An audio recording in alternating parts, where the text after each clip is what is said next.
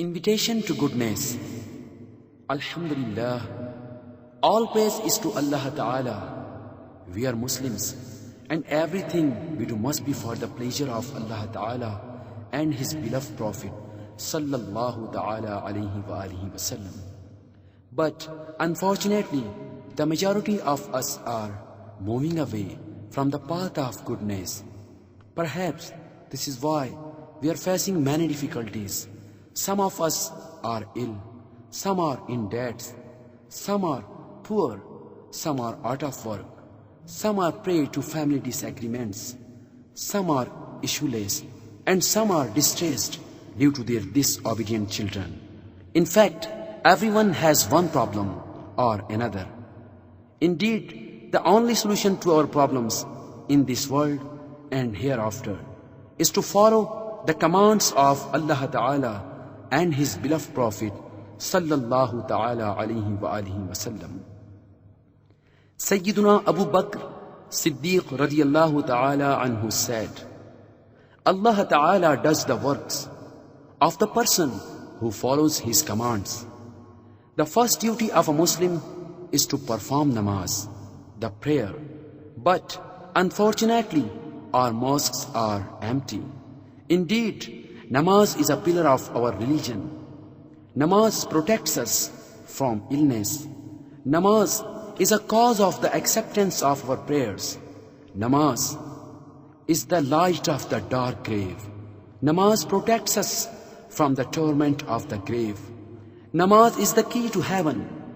Namaz makes crossing the Sirat bridge easy.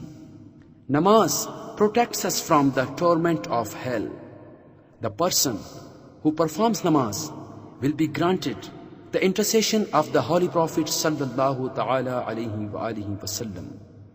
Namaz is comfort for our dear Prophets Sallallahu Ta'ala Alaihi wa alihi Wasallam's heart, and the greatest reward for the person who performs namaz is that on the day of judgment he will get to see his Lord Almighty Azza wa Jal. Allah Ta'ala becomes displeased with the person who does not perform namaz.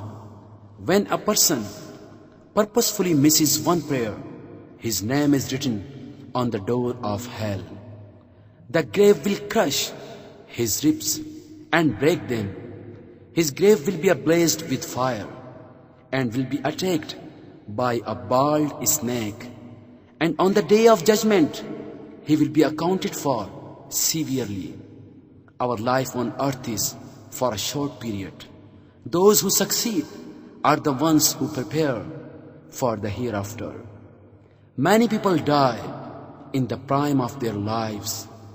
They are then left to rest in their dark graves.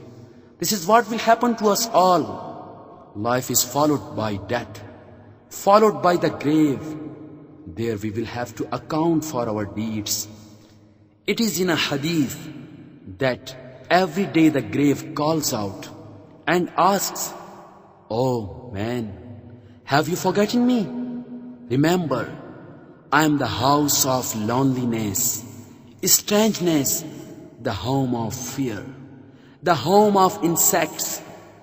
I am the home of tightness, except for him whom Allah Ta'ala makes me spacious for." It is another hadith that the grave is either a garden of the gardens of the heaven or a hole of the holes of the hell. When we rise from our graves, we will be faced with a day 50,000 years long. The sun will be blazing at us 1¼ mile.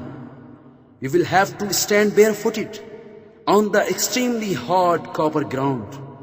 It is in a hadith that no man will move until he has answered 4 questions. Number 1, how did you spend your life? Number 2, how did you spend your youth? Number 3, how did you earn and spend your wealth?